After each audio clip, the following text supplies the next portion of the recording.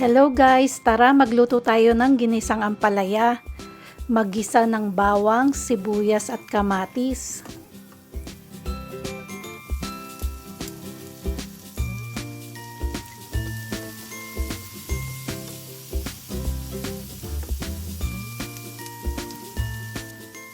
Isunod igisa ang maninipis na hiwa ng pork belly. Manipis ang hiwa ng karne para hindi na kailangang ilaga para lumambot.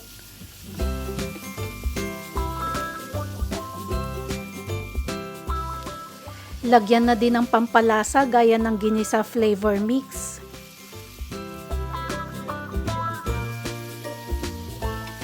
Igisa hanggang sa mawala ang pagka-pink ng kulay ng karne.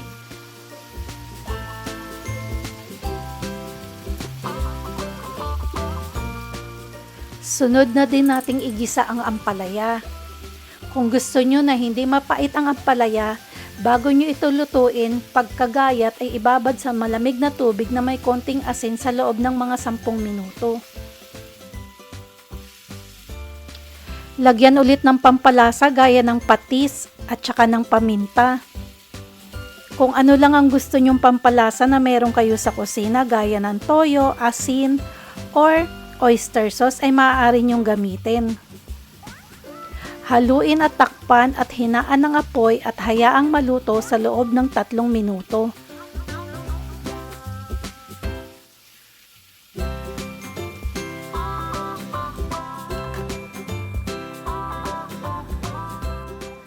Makaraan ng 3 minuto ay magbati ng itlog at ihalo ito sa ginisang ampalaya.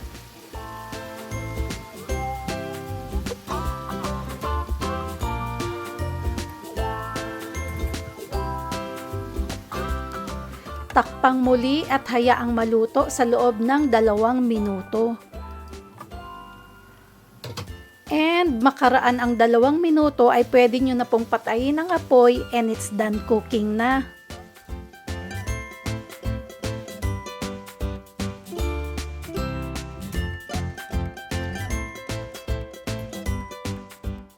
And there you have it, guys!